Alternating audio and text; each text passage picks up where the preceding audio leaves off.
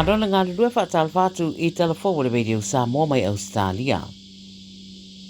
Wa ngā rua nei leo Ausetalia su ngā yo inga mauspa inga whaasanga I tangata Israelu o lo tūrai mai pēi le teminei ma lo su ai foi pē wha maonia wha mtaranga o ieitu ai ngā osopa inga o lo whaatupe mai e nisi mai atunu I whafo ato Ausetalia o lo lātou tutongi mai ni tangata sori tūra whono I Ausetalia nei e whaatino ia ngā yo inga.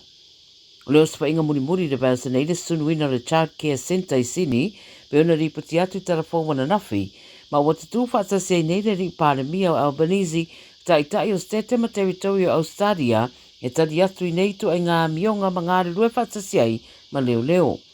Wasa unora komisina o leo le federale, Reese Kershaw, o lo lato wa ai nei, pe wha maonia o lo titongi mai e tangata mai whafo po overseas actors le whaatino ino I etu ai ngā oso whainga. Ma lo baba ai fo pe o au whiai mani tangata Tala Fou mani whainga o lo una I ai I lātou I ai lunga o pengata wha ilangi e whaatino I etu ai ngā yoinga I tangata Israelu. Ua whaelua mai la I New South Wales lava ia tolu sepulu ono tangata ua moria I le mata upulea a o vito via I fitu se pulu ua poeina. Whai mai le Palemia, e le iai se awanoa o tu ai ngā winga mamionga whapenei I tu tonu o Ausetalia ma o tatau nei o na whaamuta loa. O le whainga maloa ni usawale se mai uni o tangata whainga luenga I au onanga tau whila ua inga o rail unions o le awhonga ina alato mata upu I lumo le Fair Work Commission I le vasa nei. Inai maasina watuana iatu sa whaatino ai e le uni nisi o sai le whainga o ngā luenga ia mawai se fofo le mata upu ma le malo. O se tau mo whainga la le whainga malo ni usawale se tu ina atu se fina ngalo whalitu la fono e tau fia I le whai o sol te te ma a fia I au nanga trains I Sini leo le a whonga ina I le vasa nei le tribunal ma ua whautua ina fo I masui o le uni ia tau fia le tu maute te e le teminei se ia maua se tali o le mata upu ma le tribunal. Lo whaia pia whiutana inga e whaatstau I tongi o tangata whainga anuenga o le ofo muri mai le malo e se 45% le si itanga I te tonu o le whātau sanga.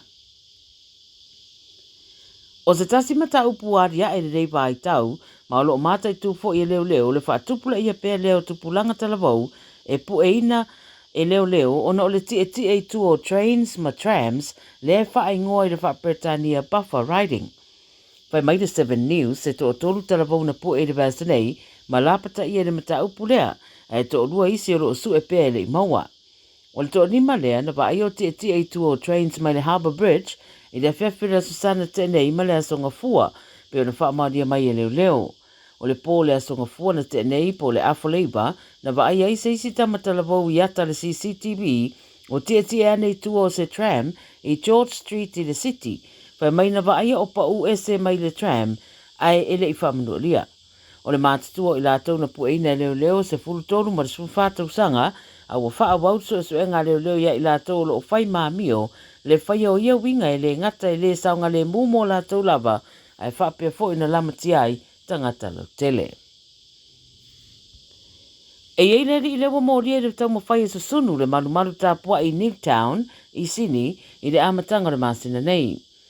Pu e leo le ali e tolu tau sanga le matua I le mai au alatou sa I ringa na whai whai tua Piermont Bridge Road ma Camperdown. Whai mai na ave atu le wharamai lalo le vainga leo ma to e te ai I tua ma ua whai ne iei mōrianga.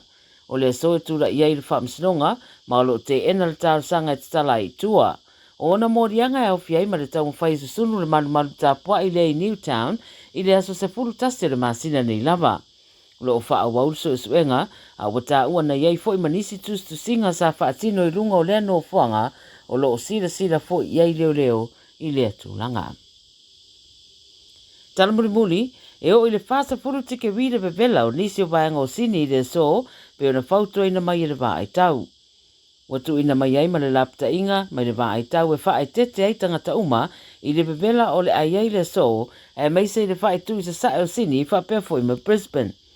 Ai mai le vai tau le amatele lava ina whaapea le tau yaso o totoyo le nei vai yaso, a le ai eisi na swinga I le anga yato le whaai ungo le vai yaso. o le itu I mātua New South Wales le fo I mo fautuaina o le a malosi le pepela iei o le la ma iei fo I vaenga o le a iei fai titiri mawila e a afiai le anga I atu le afiafi.